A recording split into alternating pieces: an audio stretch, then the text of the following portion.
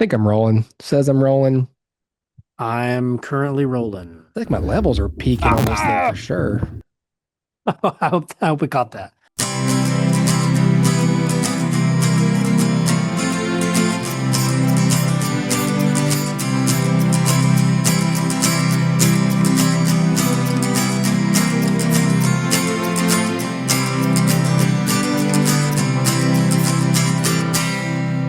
QuickTime's acting a fool. It's like it's going all the way to the limits. Oh, what was that? Homestar Runner to the limits. You know what I'm talking about? Yeah, what was it? It's been so long. It's been like 2 decades. I can't remember the words, but it's the Fahogwa gods. Do you know what I'm talking about? I tried to explain Homestar Runner to my wife the other day, and she had no idea what I was talking about. Come on, Fahogwa gods. This is your jam? Yes, I remember this. This is my middle school jam. I said come on probably. for Hogwa guys. I said come on for Hogwa guys. Oh yeah, there it is. Everybody to the limit, everybody to the limit, everybody come on for Hogwa guys. I said come on for Hogwa guys. I said come on for Hogwa guys. Everybody to the limit. Who's that? It's to the limit. Everybody come on for Hogwa guys. Yes. Come on for Hogwa guys. I see you jocking me. he goes, Trying to play like you know me. I'm like, come on for Hogwa guys. I said come on for Hogwa guys. Everybody to the limit. The cheat is to the limit. Everybody come on for Hogwa guys. cheat is to the limit. Say, Yes. ooh, for Hogwa guys. Say, ooh, for Hogwa guys. Who's that for Hogwa guys? I said, who is that for Hogwa guys? I don't know who it is, but it probably is for Hogwa guys. I asked my friend Joe. I asked my friend Jake. They said it was for Hogwa guys. I said, come on for Hogwa guys. I said, come on for Hogwa guys. Who's it to the limit? Say me. I'm to the limit. Everybody come on for Hogwa guys.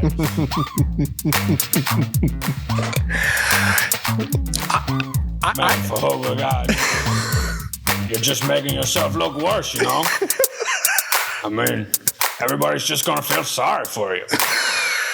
I mean, I do.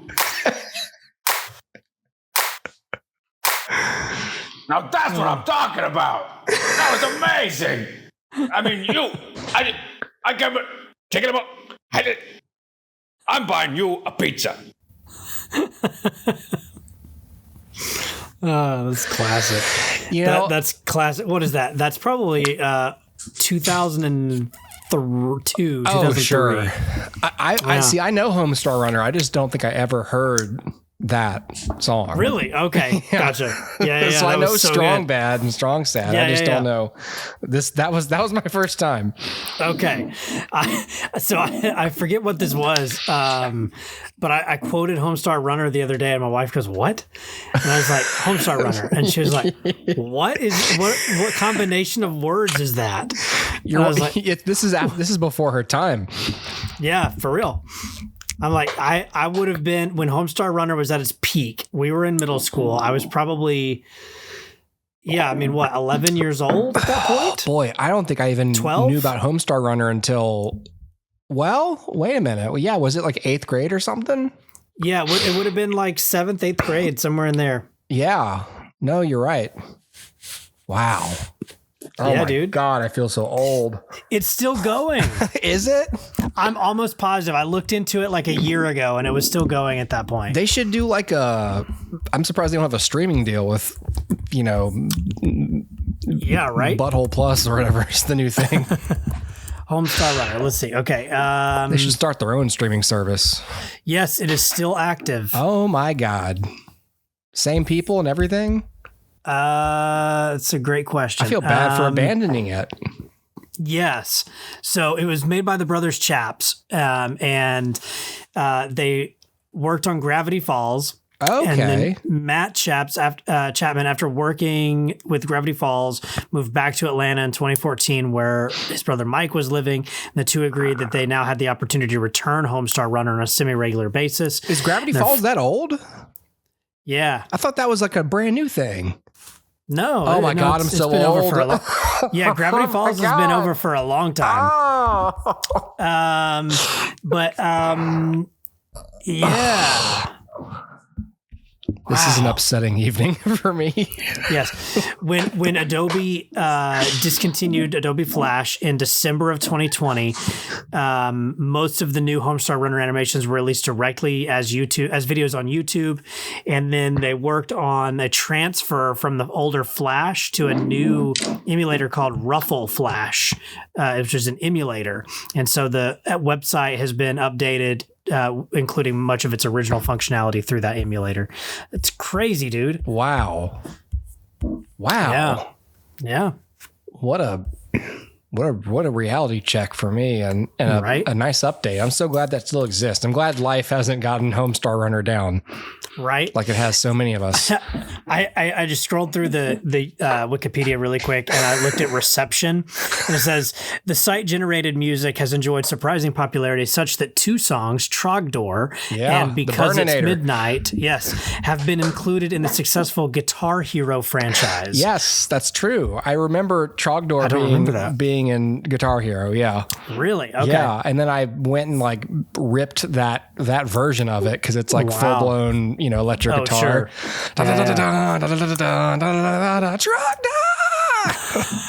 Burninating the countryside. Yeah. The peasants. It's amazing how much of that, how much of the Homestar Runner quotes and music is like burned into my brain. Yeah. It's crazy. There's like a guitar break in the song, and then if there's no playing, you just hear, and then Trogdor comes in the night. Yes, right. It's amazing. Wow. So good. Wow. Yep. All right. Well, that's everyone's cue. Go stop listening and go check out Homestar Runner again. Homestarrunner.com. Wow. Homestar Runner. You know what else is going on in 2005, Dustin? What else is going on in 05? Some movies. Some talkies. Okay. We made it to sometime around the end of the year or the beginning of the next one. I don't know. This is the 20-year show, the 20-year episode. So here we are. Here I am. I got my list. Dustin and I have emerged from our hibernation to bring you this. Dustin, I hope you're having a nice hiatus. Yeah, so far so good. Been restful. How about you? Yeah. Okay. Well, I spent a lot of my time vacuuming this year watching movies from 2005.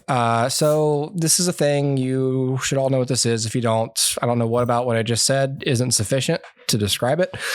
So I made a top 10 list. I didn't watch everything because this is not my job. It's not my responsibility. Sure. Yes. And, right. So I'll tell you a few things that aren't on this list right off the bat because I didn't watch them and I had, I say reasons. Some of these are just, I didn't like the first one. I didn't want to. Sin City. When it came time to watch it, just didn't feel like it. Sure. Nothing against Sin City. I just looked at it and was like, I'm choosing me. Like the first few years I did this, I tried to watch as much as possible. And then I was like, no, some of this didn't stick around in the culture for a reason. Yep. So Sin City's on there. Lords of Dogtown. I attempted to rewatch this. I watched the first 20 minutes. This movie's not bad or anything. I used to love this film. I used to watch it all the time. This is one of those movies that I hung on to all throughout high school. And I just decided I didn't care for the story anymore. And good cast. I just couldn't relate to 70s skater culture anymore. Sure. The beginning of the film is they're all sneaking out to go surfing right away. And they're like the pledges and the older surfers are making them clean up trash. Just the way they're talking and their slang and, throwing rocks at people's cars. And I was like, well, that's not cool. Yeah. I don't like this at all. Yeah. It's where are your parents? So I was like, okay, well, if that's how I feel now, I'm not going to feel like watching this whole film again. Yeah. Yep. Brokeback Mountain. I'm very sorry to the gay community. When it came time to watch this, I delayed it, and I finally realized I just don't have any interest in it.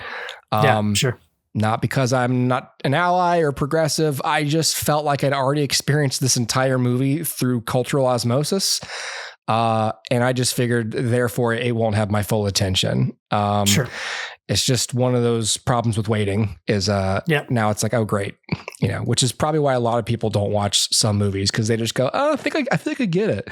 Yeah. Or my life has gone on without this for so long. I know. What's the point? Yeah. Well, and it's just like, it's more just like now that you recognize like the impact it had, you're just sort of like, oh, cool. Well, I feel like that overshadows the film itself as like, yeah. So it was just like, all right. Yeah. So it's just a disclaimer. Some things are not on this list because I didn't like them. And some things aren't on the list because I just didn't feel like seeing them. And this can't be fun for me or make for a good list of recommendations if I feel like I'm doing homework. So sorry again, fuck off. We'll do the top 10. I can give you these honorable mentions later. Okay. And I don't know what you're going to say. So I'm going to react or not. Just completely off the cuff here. You know what? I'll give you the top 14 because that's what I've written. And so whatever. They're small. These are things that I think were in the 10 and then got pushed as you watch more. Yeah, because some stuff I was like, this won't make the top 10. I'm not going to bother making notes about it. And some stuff I was like, well, it's currently on the top 10. I guess I'll. Number 14 was The Island.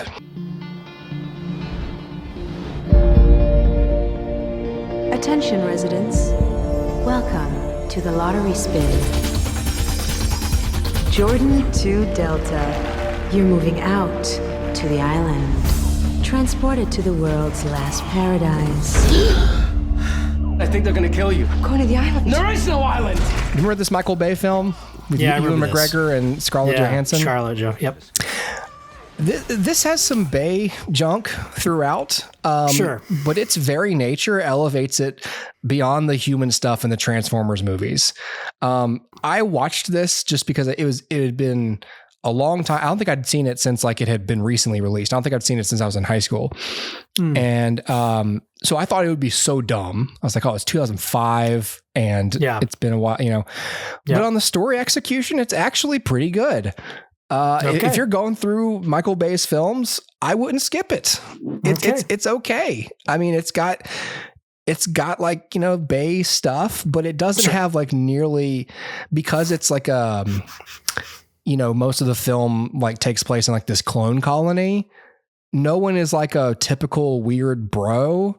They're kind of, it's only like the humans outside of it that are kind of like disgusting pigs, but it plays in the story. It's not just dogs licking butts for no reason. There's no dogs humping anybody, Right. I came away and I was like, wow. How about that? Not as terrible as I remembered. So Yeah. Okay. Number 13 was actually The Longest Yard, the Adam Sandler one. Okay. I have not seen this. Welcome to Allenville, superstar. You're going to put together a team of inmates to play against my guards.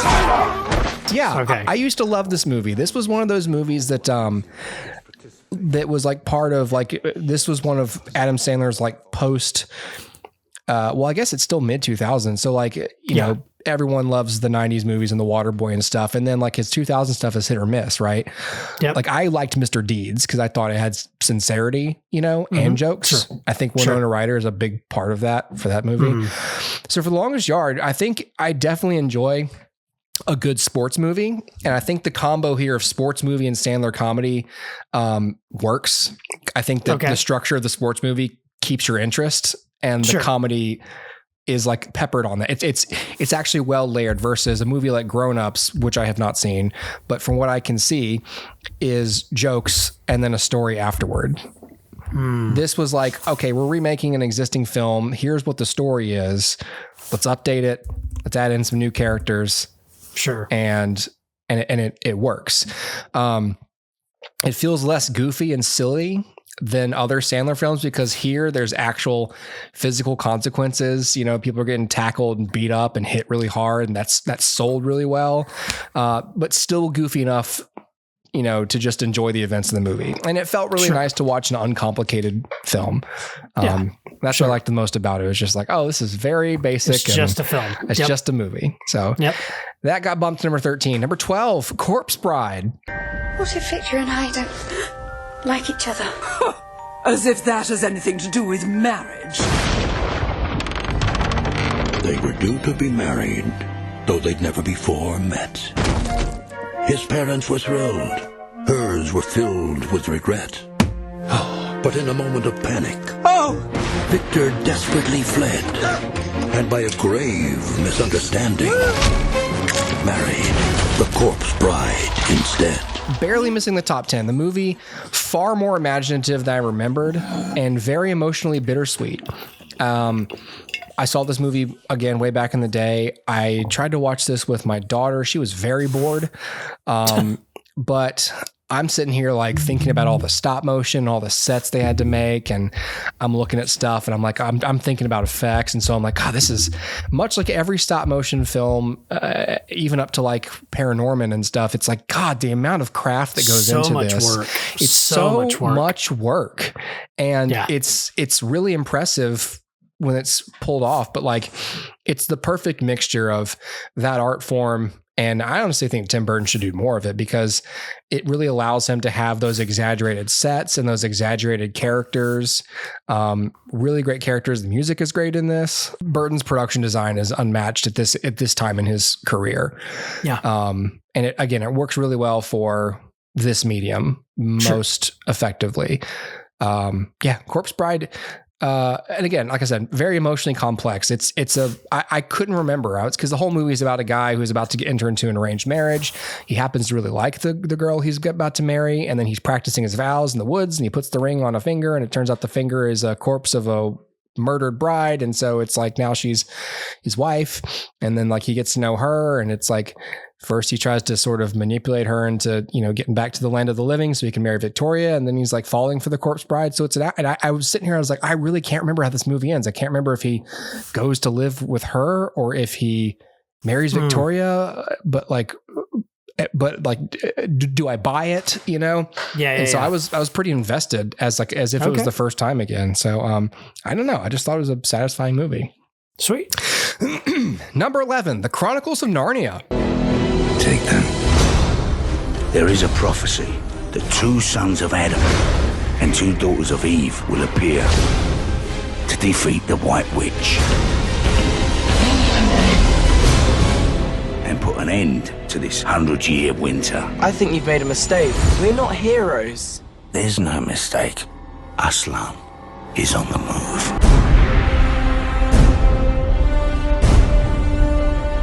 Aslan, we need your help. I know, but understand, the future of Narnia rests on your courage. If it's a war Aslan wants, it's a war he shall get. As dated as these effects are, and even though the series petered out, although the Greta Gerwig one is now happening, right? Aren't they shooting that right now? Yes. Yeah, I think so. This is a really solid movie, and it absolutely holds up as a story. I think it's better as a standalone because the narratives of the sequels get weird and they disconnect from the core characters, which I always found unsatisfying. And it could be part of why they petered out. Maybe audiences felt the same way.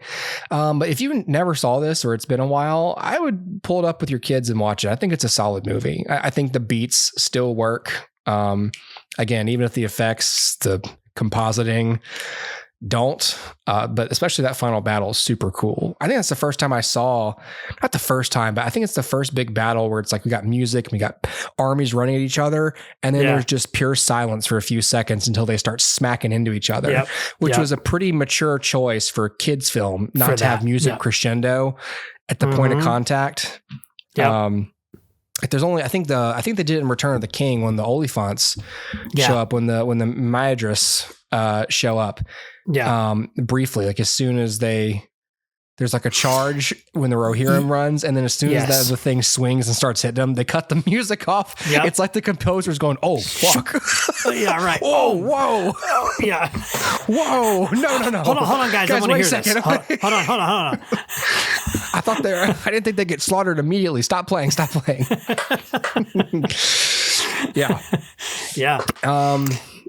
All right. Yeah, man. No, solid choices all around. Yeah, but they didn't crack the top 10. What made the top 10 was the most recent film I watched, Pride and Prejudice. Okay. In an era when marrying a rich man was the most a woman could hope for, Elizabeth Bennet was way ahead of her time. I singled you out as the companion of my future life. Sir, I cannot accept you. Don't worry, Mr. Collins. Tell her. You insist upon them marrying. Papa, please. You will have this house. I can't marry and save your sisters from destitution. You cannot make me. From Jane Austen, the beloved author of Emma and Sense and Sensibility. That is Mr. Darcy. He looks miserable, poor soul. Miserable he may be, but poor he most certainly is not. Do you dance, Mr. Darcy? Not if I can help it. What on earth have you done to poor Mr. Darcy? I have no idea. This is the first time seeing it, and I got completely... I have not seen this. Yeah, you should. I got totally swept up in this story. Fantastic acting. The characters are really... I mean, again, based on a very well-known, work of fiction. Great actors. Got what's his name from Succession, who this is how people knew this guy as Mr. Darcy before he was Tom Wambsgans. Matthew something from Deadpool and Wolverine, he was in that too. Matthew, blanking on his name.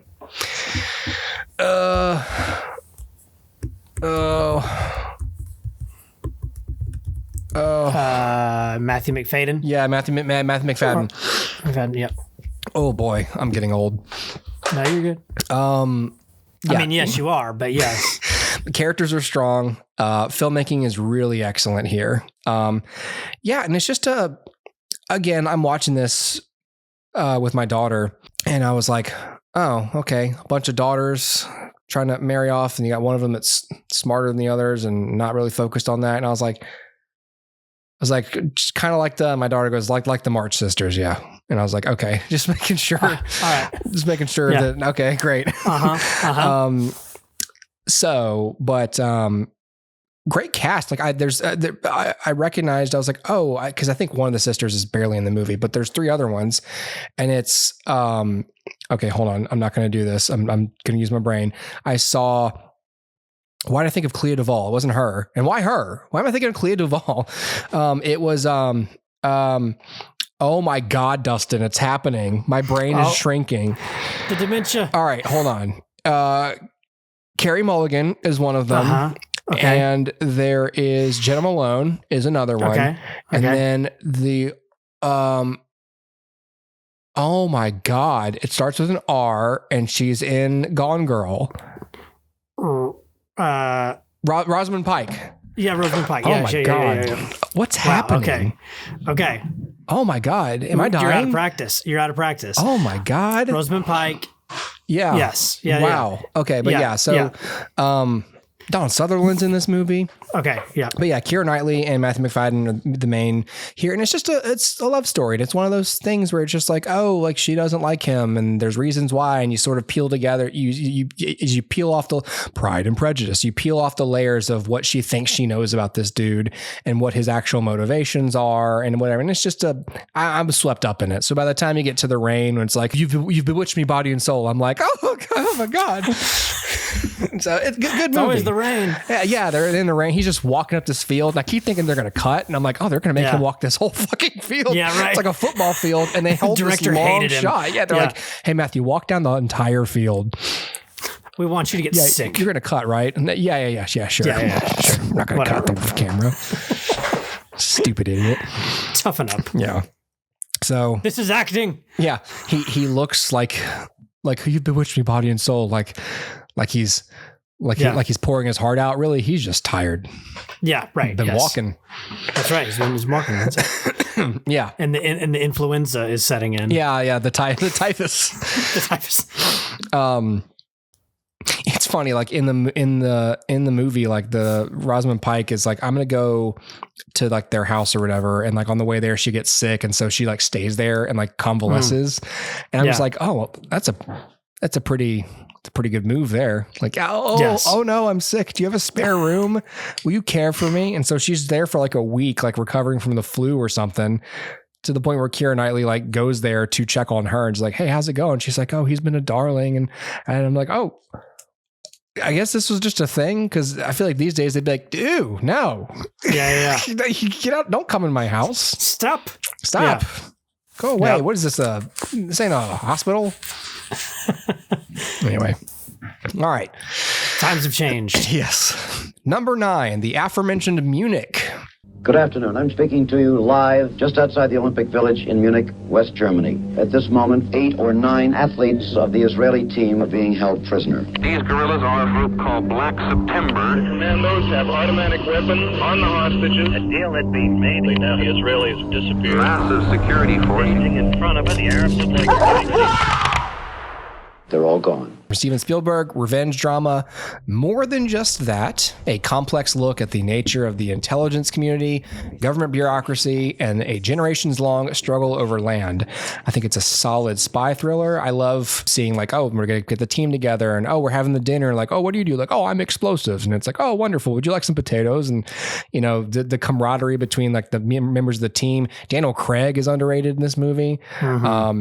And I just think that it's great that it also just doesn't shy away from the dirty work of state-sanctioned killing. I mean, after all, this is a movie about spies and you know, covert operations, and it's complicated and messy and, you know, terrifyingly straightforward in that sense. And like I said, at a certain point in the movie, you got characters who are like afraid for their life after this operation. Like, well, how am I supposed to not look over my shoulder even though I'm done?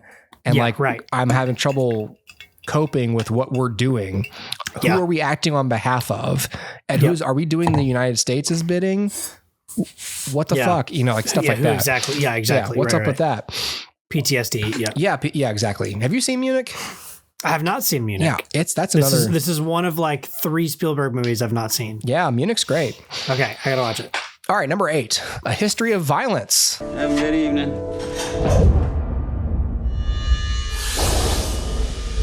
Just closing up, fellas. Coffee. I'm sorry, we're closed. Oh, I know that. I do know that. Shut up! We don't carry much cash here. Don't move. Door!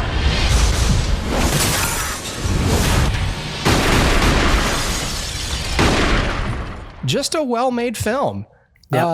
Small town diner operator stops a robbery, finds himself in the crosshairs of the East Coast mob. Viggo Mortensen is great. Maria Bello, so great. Again, just a well put together movie, really well paced, you know, appropriately small.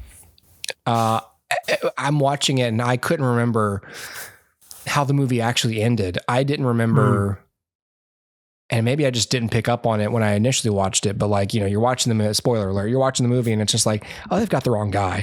And at a certain point you're like, oh no, they don't. He's just a liar. Right. Yes. And when I first saw it, like, I don't think I picked up on that. I was like, is he just going to take them all? I didn't pick up on the fact that he was not who he said he was. Working one of it. Yeah. He was lying to his wife and his family. Yep.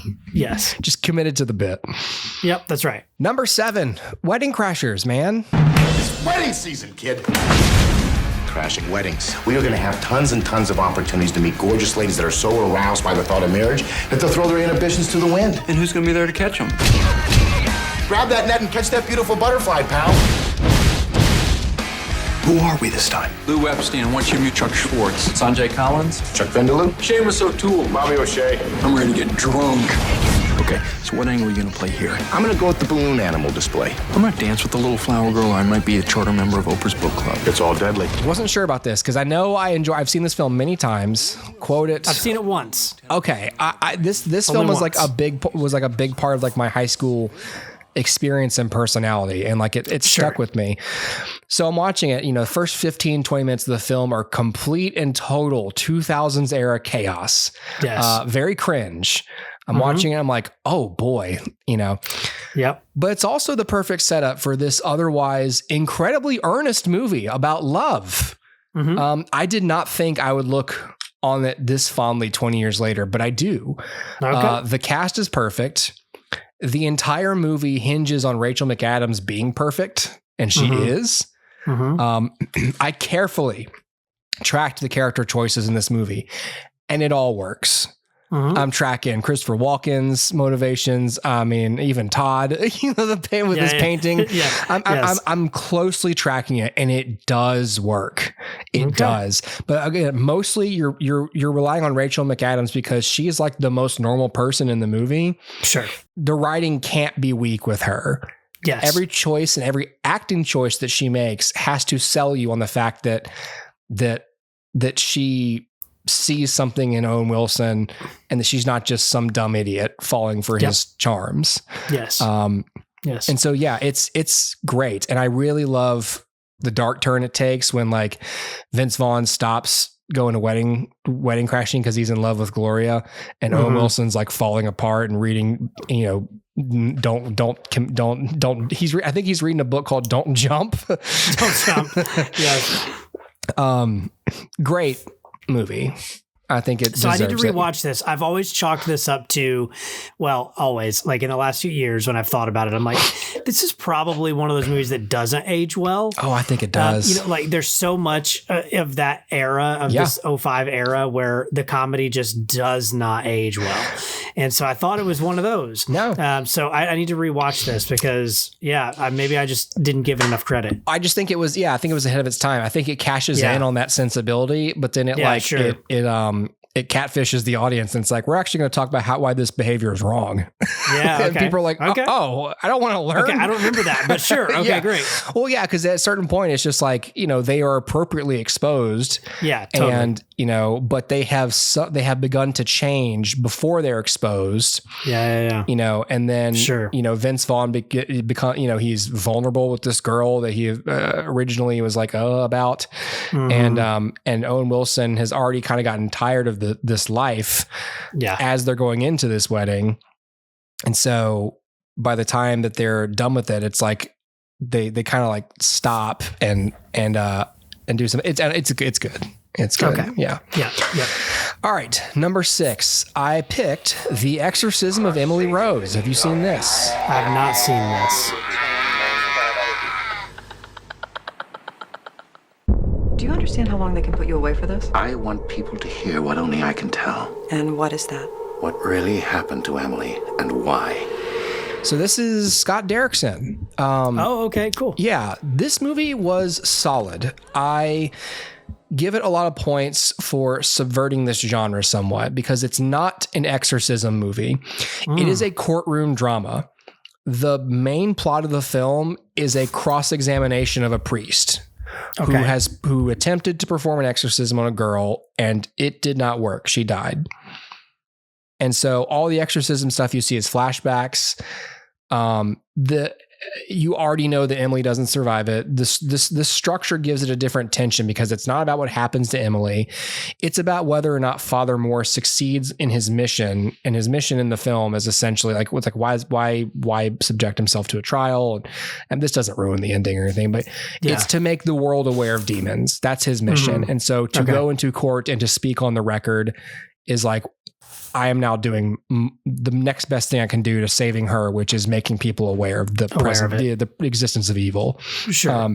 And so courtroom dramas are great. And Tom Wilkinson is is Father Moore in this. It's so good. Good movie. Yeah.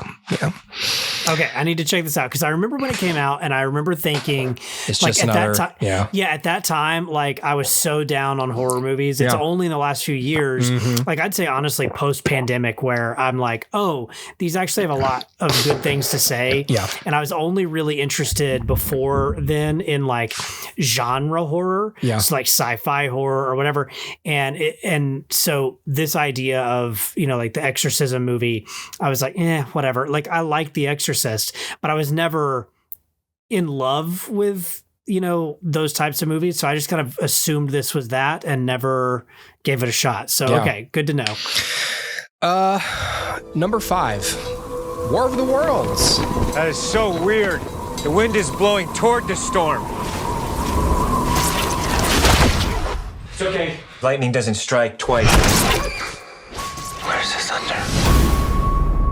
Robbie, you saw the lightning? Yeah, 26 times on Lincoln Avenue. You hear that?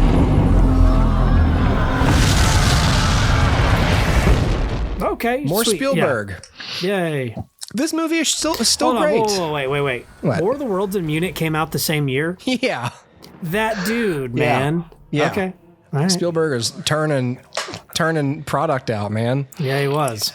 I'm guessing he was I'm guessing War of the Worlds was going through a bunch of posts or something, and he had time to. I don't know. Yeah. It was. I read about it, and he burned himself out those couple of years. He was making movies on the reg. Yeah. War of the Worlds. 2 Spielbergs on the list. War of the Worlds makes number 5. Still great, and I think it's the sheer scale of the filmmaking. I'm thinking about all the burned out like towns and all of the vehicles on fire, and the airplane wreckage. The actual production design, the destroyed neighborhoods, just the amount of work that goes into just making those sets.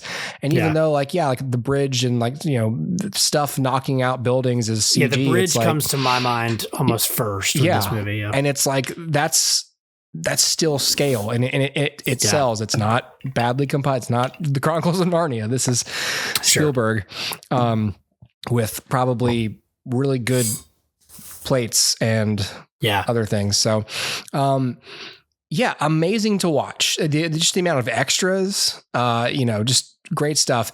Dakota Fanning, once again, a standout. Dakota Fanning in any movie. I know that she got a lot of flack in these years for just being the screaming kid, but God, she's such a good actor. I always liked her in this movie, and I had a friend that every time we watched this movie, which was quite a few times, he always hated every second she was on screen. She's just screaming, and I was like, I think she's doing a good job. It's terrifying things are happening. Yeah, she has to watch her father. She has to hum a song when she knows her dad's going to go murder a man. Go murder a dude. Yeah. Yeah. Tom Cruise performance good in here as well. That people, I feel like it's conventional wisdom that like Tom Cruise can't really act, but it's like, no, the man can. He doesn't. He's not Daniel Day-Lewis, but he's a character actor. Is basically what Tom. He's a movie star character actor. He plays a certain type of guy. His acting itself is fine. Going through the emotions and stuff. Like Tom Cruise is a good actor. Just because he does popular movies doesn't make him not one. Yeah, totally. So War of the Worlds, great stuff. Yeah. So what edged this out was Capote. Hello, my name is Truman Capote. I was in Marilyn's apartment just last week. The 4 Matisses hang on her wall. 2 are upside down. The Kansas Bureau of Investigation, KBI. But we're not looking for any inside information. I don't care if you catch whoever did this. I care. Because since I was a child, folks have thought they had me pegged because of, the way I talk. And they're always wrong. I'm going to give this movie 1,000,000 points for how great Philip Seymour Hoffman is as Truman Capote. He's so good. He's absolutely. Have you seen this? It's absolutely. I only saw it the once again in theater, or not in theaters, but right after at Blockbuster. This was my first time. Okay. Yeah. And this was Bennett Miller, I believe, who went on to direct Moneyball. I also love movies about writers. I deeply connect with the dilemmas of these storytellers who are kind of torn between their need to tell a complete story and the connection they develop with their subjects. It's like he's there to like interview a guy who's, in there for murder, and he can't help but sympathize with him. Correct. It's a brilliant performance by Hoffman, a well-deserved Oscar. Just if you have not seen Capote, I recommend it. It's just, Catherine Keener is great in the movie. It's just one of those movies that, again, filled to the brim on the margins with wonderful character actors that you recognize that just give the movie. I'm going to pitch to Patrick H. Williams' channel again, but like, I think he did a whole video about why character actors are necessary to great films, because they just add all of this non-glamorous texture to movies because they look and act like real people. Normal. And it makes or breaks movies, because you can tell when it's just some movie stars and a bunch of extras in the movie. It feels unbalanced. But character actors and solid lead performances, make it feel lived in. So I enjoyed Capote for sure. And if we can just take a second to say, like, Philip Seymour Hoffman may have gone on to be one of the greatest actors of all time. Had he not been taken so soon. But dude, he's fantastic in everything. So good. All right, number 3. I picked Kiss Kiss Bang Bang. So what do you do? I'm a private detective. She thinks I'm a detective. Of all the idiot things to do. My sister was murdered. Are you gonna help me? I gotta check my schedule. Can you help me, Harry? Because if you're not gonna help me, find somebody else. So sometimes I have other. My caseload is pretty. Thank you. I knew this was going to be on your list. I knew it was going to be high. Oh yeah. See, I didn't even remember where I put it, but like I've seen the movie so many times and I still enjoy it. Yeah. Not only does it work, classic Shane Black buddy cop flick, snappy writing, memorable characters, but it's a really wonderful entry into the Robert Downey Jr. to the Downey Renaissance collection. I believe it was this film that convinced Jon Favreau to cast him as Tony Stark. And my friend Tyler introduced this film to me like a year, like when it came out on video. He was like, "You heard of this movie?" I was like, "I don't know what the hell this is." Before I knew who Robert Downey Jr. was, I watched it and I was like, "It was fun." And I had no clue about the people involved at all. Sure. I really enjoy this movie. I like the jokes. I like the pacing. I love the modern take on the detective noir storytelling. I love everything about this movie. And then full circle too, because then Shane Black came and directed Iron Man 3. Yeah. All right. Number 2 is Good Night and Good Luck. Good evening.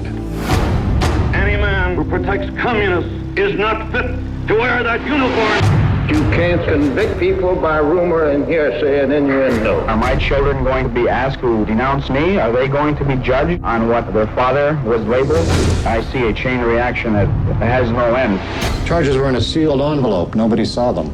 Wouldn't you guess that the people who have seen the contents of that envelope might have a better idea of what makes someone a danger to his country? Or do you think it should just be you that decides? Who are the people? Are they elected? Are they appointed? Is it you? Good Night and Good Luck is David Strathairn, and it's directed by George Clooney.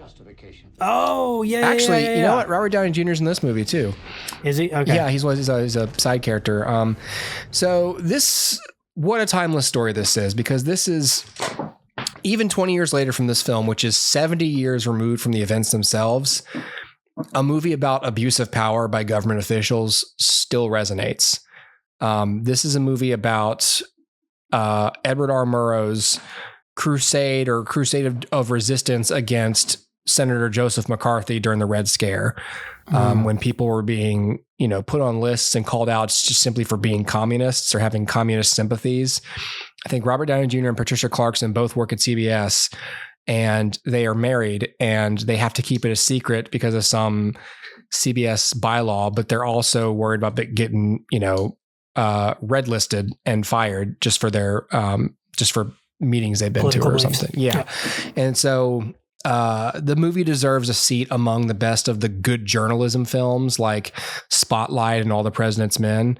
It's a film about the true calling of the news as the Fourth Estate, the institution that will report the facts and hold the powerful accountable without fear or favor. For many people who are in fear of the current administration, this film is going to serve as both a discomfort but also somewhat of a comfort once you see how history indeed repeats itself. And people have made this case, in this second first term, or the second first year of Donald Trump, like how much this feels like McCarthyism and, blatant, attacks and suppression of independent journalism. And Edward R. Murrow was, willing to go to the mat about it. And CBS was kind of shaky about it. They wanted to back him, but they were also like, "Hey, we got shareholders." And he was like, "Oh, fuck you." Don't be a coward, Yeah. And so this is, I think this is George Clooney's directorial debut, perhaps. Okay. So it's interesting. Clooney's in the film as well. So it's interesting in that respect. And, I deeply respect it. Cause I didn't know who David Strathairn was. People probably still don't, but I remember seeing promos for it before it came out. I was just so riveted cause the whole thing's in black and white. So already you're like, what is this? Directed by George Clooney. What? He's an actor though. And you're just, and it just ends up being one of those really solid movies that lasts for me. Yeah. So yeah, I liked it. I didn't think I'd rank it as high as I did, but when I watched it, I was like, damn, really enjoyed Sweet. that. I've owned this film like for the whole time it's been on DVD. Like the copy. This is one of those movies that like they had 8 million copies of at Blockbuster, and when all the Blockbusters went out of business, you'd go in there to see like, ooh, what do they have marked down for like $1? And there was like 8,000 copies of this left. Like there, yeah. Yeah, it's worth it if you can still find one. I mean, the copy I have is a DVD. I haven't even upgraded it. Yeah, sure. It's one of the post airport DVDs I bought that were stolen from me in 2007. Yes. Number 1, Walk the Line. Walk the Line. Okay. He was hit by a truck, and you were lying out in that gutter dying, and you had time to sing one song. One song that would let God know what you felt about your time here on earth.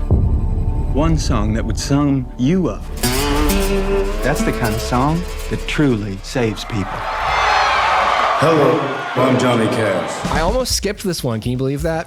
Wow. Because I knew it was solid and award worthy, and I just forgot how excellent of a story it was. Yeah. Try not to think about how much of it happened exactly like this, because with any biopic, it's crowbarred into a 3-act structure. That's right. Focus on this amazing love story here and the chemistry between these two leads, both of whom put in award-worthy performances here, especially Reese Witherspoon, who steals the movie for me and actually won the award for her performance. She's terrific. Joaquin Phoenix is great. It's so good. And it's even, I thought like maybe after seeing like Walk Hard and like watching the genre kind of get, beat to death, Lampooned, it'd be hard to come back and watch, a serious the actual serious version of these events, but it's not. It's so good. Again, character actors, but just great filmmaking and just unbelievable chemistry between the leads. And I think Reese Witherspoon is so good in this movie. It's worth watching just for her, Yeah, I agree. I think she definitely steals the show. Cause like, here's the thing, Joaquin Phoenix does a great job as Johnny, but he doesn't look like Johnny, and he doesn't sound like Johnny, not really. No, but he's totally believable as Johnny in this weird way. But she does a great job of like capturing June more completely. But yeah, she definitely, and similar to what you were saying about Wedding Crashers, like the movie hinges on her. If it's not believable, like if her performance suffered or her character suffered, the movie would not work. Right. Because otherwise you just have like a movie about a guy pining after this woman, but the audience doesn't also feel some sort of like, infatuation with her.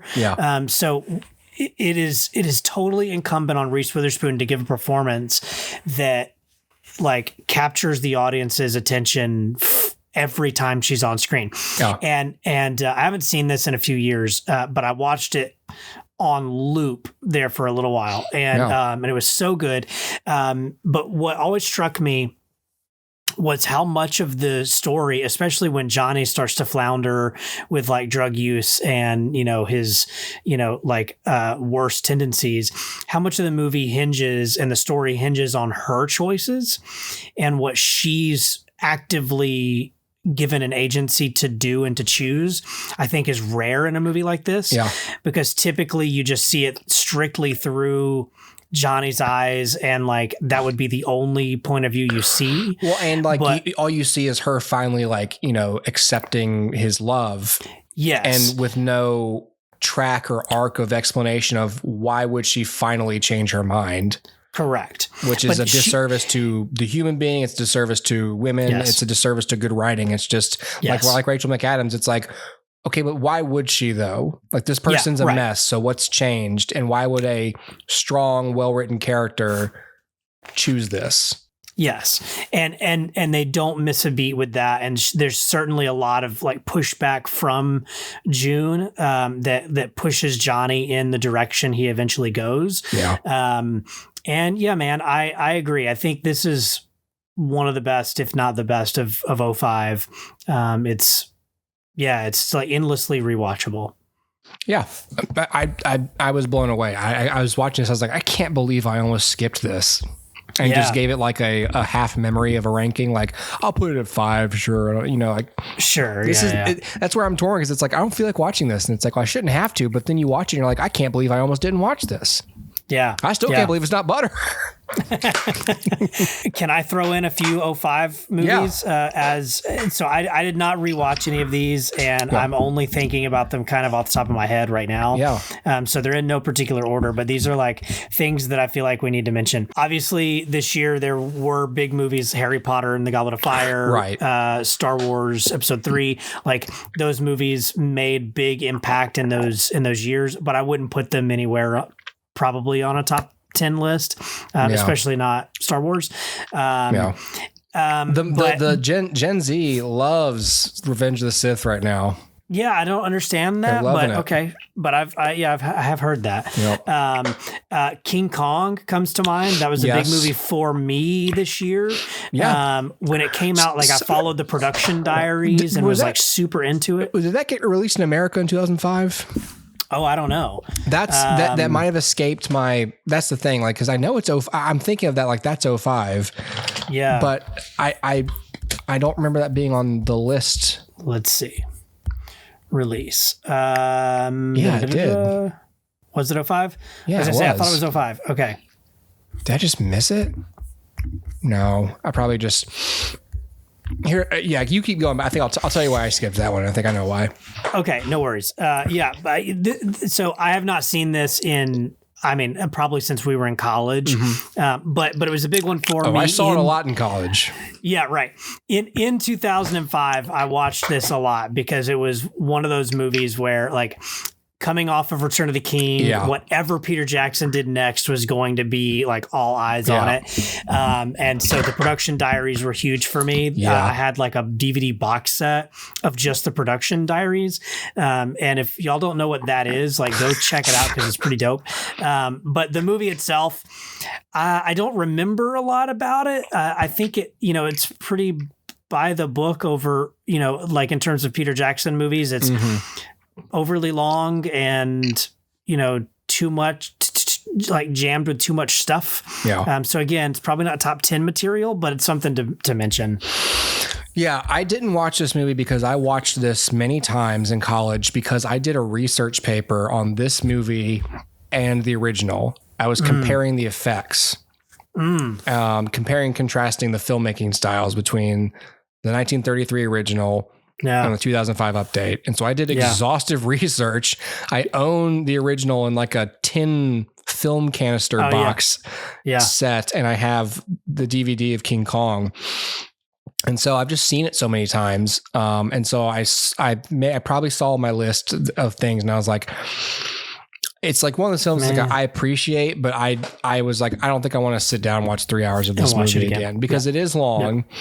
There's only like 1 or 2 scenes that excite me, and it's the T-Rex fight. And the rest of it is very kind of slow, her charming the monster and, doing like, juggling, juggling and doing tap dancing and pretending to be dead and stuff, and then a bunch of like filmmaking stuff with Jack Black. There's a fucked up shot in that though, when the giant bugs come and that the one eats Andy Serkis's head, and it eats him. You can hear him screaming in there as it's eating him. I was like, oh my gosh, it's just one of those movies. Like, it's well made. It's just not something that I would jump to rewatch. Yeah, totally. But if you put it on and you're like, this is what we're watching tonight, I'd be like, okay, that's fine. Sure. Yeah. For me, the thing that comes to mind when I what's the first image in my head of that movie?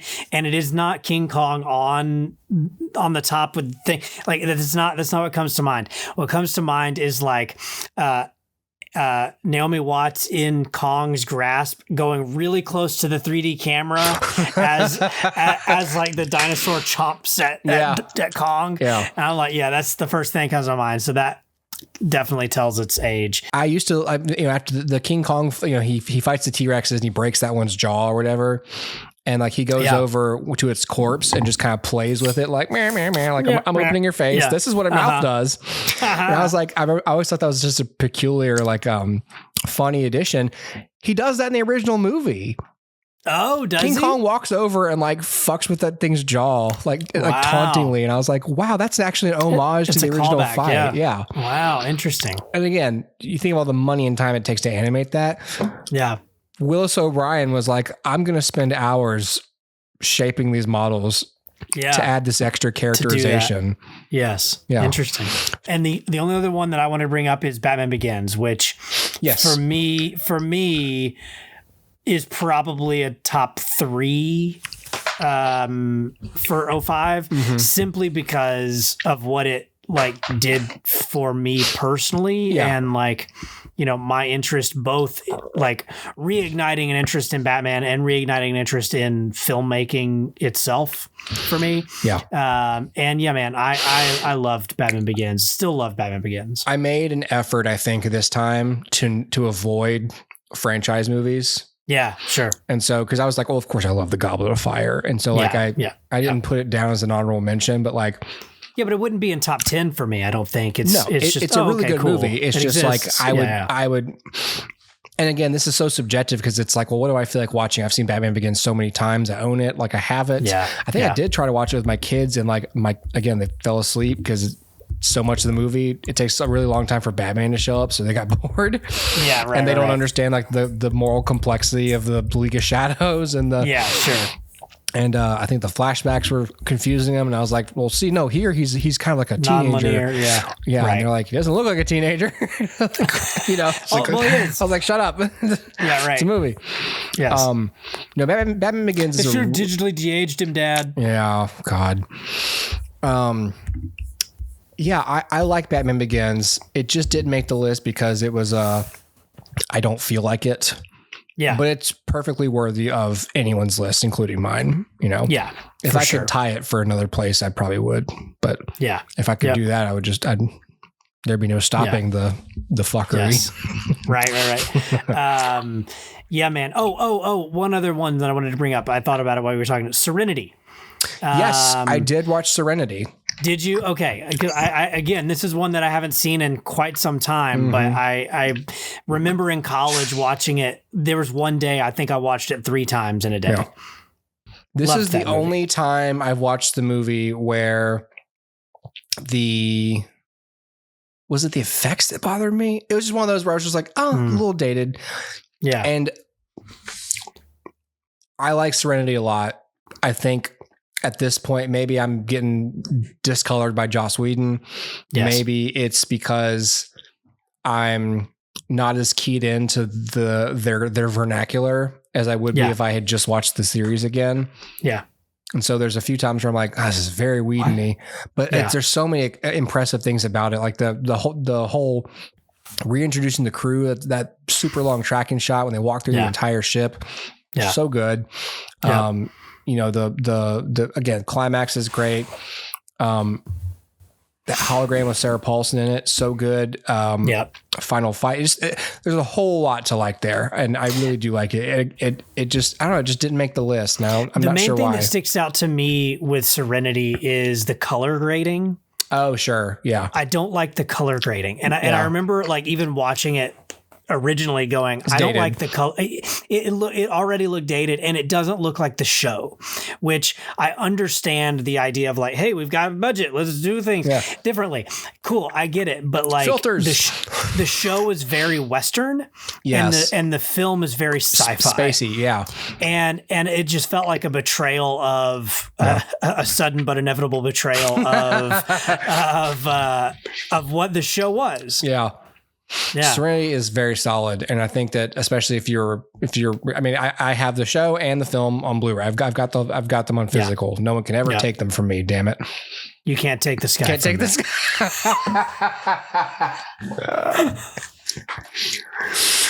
Yeah. No, and it's good stuff. Like the characters are still super true to their. I think Jane is written especially well in the movie. So I really like. So again, I haven't seen either of them in some time. Yeah. But in my mind's eye, the weak link is Sean Marr, and that's not because who's that, Simon? Simon, and I don't think it's because of his performance. He doesn't have a lot to do. I think his character is written one note. Yeah. But other than that, I feel like it's solid. No, it is. Each member of the crew is Summer solid. Glau, of course, is doing heavy lifting in that thing. She's punching way above her weight class. Yeah, for sure. Chiwetel Ejiofor, really great villain. Yeah. Really great in the movie. 100%. Yeah. Dustin's the only one allowed to do this, to add to my list. None of you can do that. No, I'm just bringing up things that were important to me. And they don't have to be important to everybody. Good, because what everyone else thinks is not important to me. Correct. I'm all it's about like everyone always told me for years, you have to watch Hitchhiker's Guide to the Galaxy, also an 05 It was on the list. I was going to read the book and then watch the movie. And when it came down to it, I was like, this is too much work and I don't care. I've seen the movie. I finally caved a decade, 2015. People probably. love it. And okay, I'm going to watch Hitchhiker's Guide. Yeah. And I watched it and was like, meh. Yeah, right. Ask me one thing about it right now. I don't know. And it just seemed, execution-wise, just another product of the mid-2000s. It didn't seem, to me, from the outside, to look anything special or worth checking out. It's just one of those, if you're into it, you'll probably like it. But it's like, okay, I didn't even know it was a fucking book until 5 years ago. Sure. And I just don't have interest in it. I was going to rewatch Zathura. And then when it came down to it, I was like, I'm good. Right. I'm sure this is fine, but you kind of have to keep in mind, I just go do I really want to, I'm really keyed into is this my nostalgia talking? When I was, how old was I 20 years ago? 16? When I was 16, this might've been cool, and acceptable. But again, this is before I went to film school and developed a lot more tastes. Sure. So it's is this just the best I could do at the time? Or was this actually good? And I'm sitting here thinking, and so then I imagine sitting and watching. I'm like, as soon as I picture the time it'll take me to watch it, I'm like, Yep. Nah, I'm good. Yeah, right. Okay, let me go show you something real quick before we sign off. Okay. I want to spring off the horror discussion. All right, so it's funny you were talking about horror films. So I got this book, recently released book, Page Turner. I read it really quickly. It's called Scream With Me. Eleanor Johnson. She's a professor. She's a film professor at Columbia, I think. Yep. English professor, comparative literature, Columbia University. Wrote a bunch of other books. This is Horror Films and the Rise of American Feminism from 1968 to 1980. So this is about how 6 films in particular, Rosemary's Baby, The Exorcist, The Omen, Alien, what are the other ones? The Shining, the Stepford Wives. Okay. And so it's about how those 6 films, being released when they did, both tapped into sentiment that was going on culturally when it came to women's rights, whether it was sexual violence, bodily autonomy,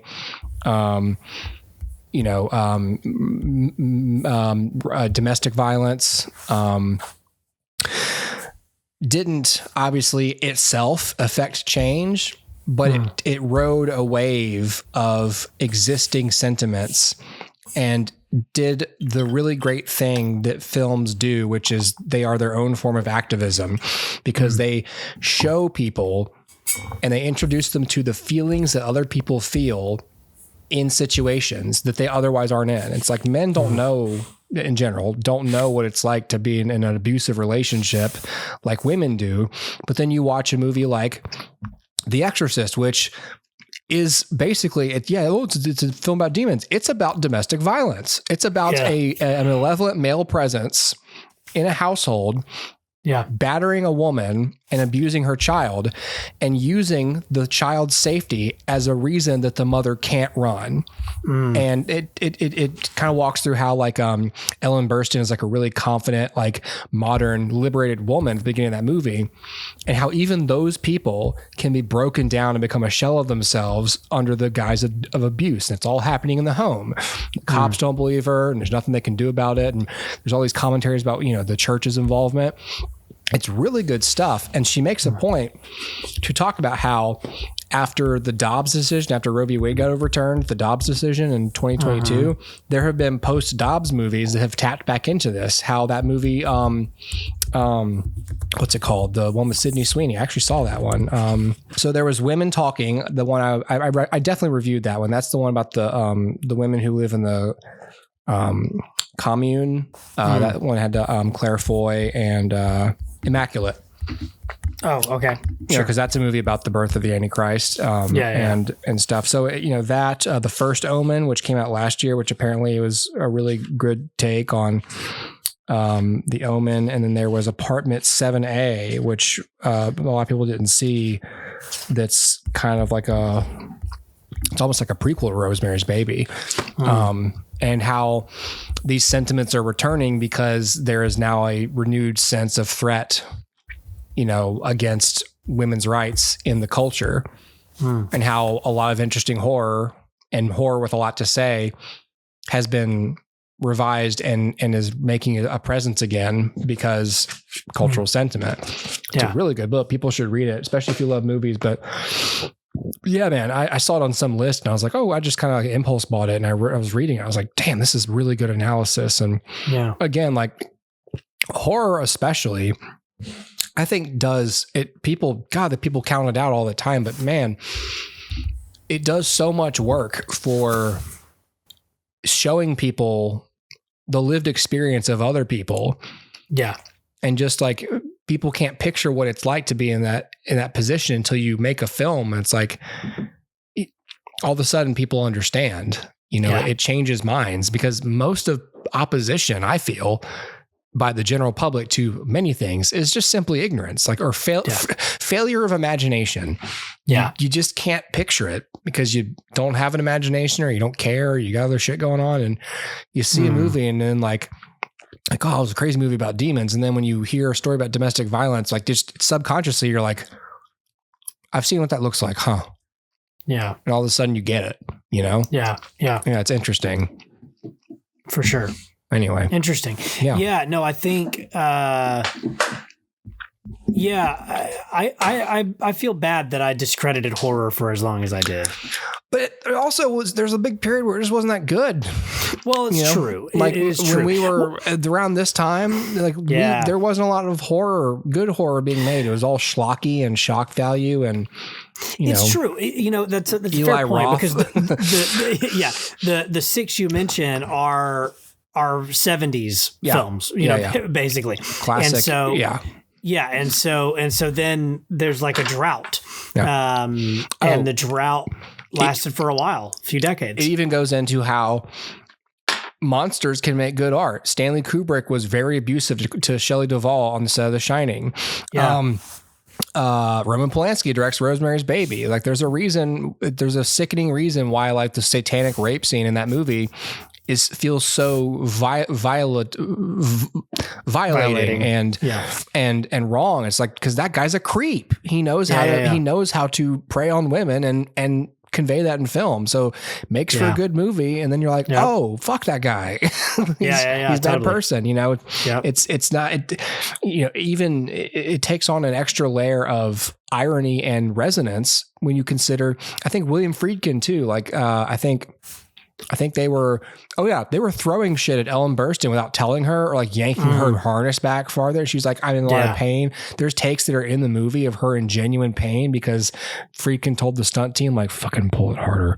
Yeah. Like, I want genuine reactions, and, which is a conversation that we've since had about how to treat your actors, and especially women, but also like, hey, I'm an actor. You don't have to like, I'll play scared. You don't have to trick me this into is my acting. job. Yeah, I'm not. Yeah, exactly. Exactly. Like, have some respect for me, please. Yes. Or direct me better.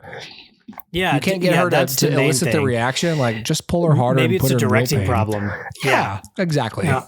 So, anyway, they become a meta commentary where you consider Ellen Burstyn's actually in pain. She's actually. but like there's a big spotlight on Shelley Duvall.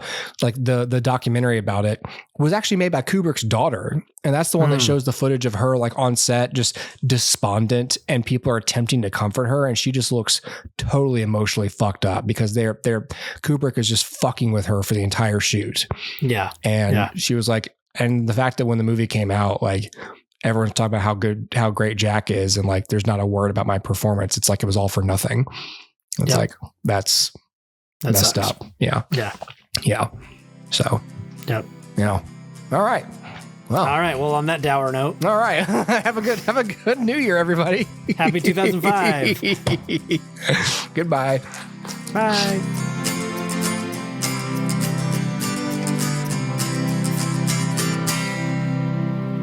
And then Talk Dark comes, and then